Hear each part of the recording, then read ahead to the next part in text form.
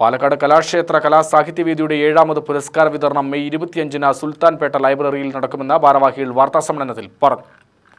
ഏറെക്കാലമായി നാടക സംവിധായകനായി പ്രവർത്തിക്കുന്ന കണ്ണൻ പാലക്കാട്, കവി MV ദേവൻ, കഥാകൃത്ത് ബിന്ദു പ്രതാപ് എന്നിവരാണ് പുരസ്കാര ജേതാക്കൾ.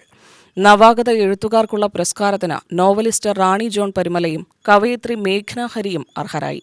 സിവിക് ചന്ദ്രൻ എഴുതിയ എവിടെ എന്റെ കുട്ടി എവിടെ എന്ന കൃതിയെ കണ്ണൻ പാലക്കാട് നാടകമാക്കിയതോടെ രാജ്യാന്തര ശ്രദ്ധ നേടി.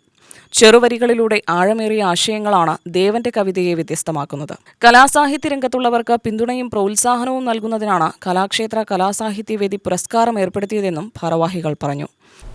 പാലക്കാട് പ്രസിദ്ധനായിട്ടുള്ള നാടക സംവിധായകൻ കണ്ണൻ പാലക്കാടിനാണ് നാടക പ്രതിഭാ പുരസ്കാരം കൊടുക്കുന്നത്. അദ്ദേഹത്തിൻ്റെ കണ്ടോ, നിങ്ങൾ എൻ്റെ കുട്ടിയെ കണ്ടോ എന്ന നാടകത്തിന് മഹേന്ദ്ര ആർട്സ് സെൻറ്റർ സ്ഥാപിച്ച 370ഓളം നാടകങ്ങൾ, അഖിലേന്ത്യാ തലത്തിൽ 370ഓളം നാടകങ്ങൾ അവതരിപ്പിച്ചതിൽ 10 നാടകങ്ങളാണ് സെലക്ട് ചെയ്തത്.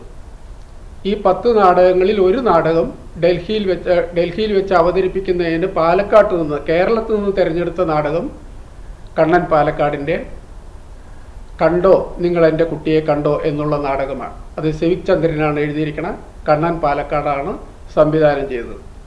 അദ്ദേഹം കുട്ടികളുടെ നാടക ക്യാമ്പ് സംഘടിപ്പിക്കുന്നതിലും ഇപ്പോൾ നാടക പരിശീലന ക്യാമ്പ് ഇപ്പോൾ നടന്നുകൊണ്ടിരിക്കുന്നുണ്ട്. കലാസാഹിത്യവേദി president A. Guruvayurappan, joint secretary R. Ashok Kumar, Murugadas എന്നിവർ വാർത്താസമ്മേളനത്തിൽ പങ്കെടുത്തു. UTV news, Palakkad.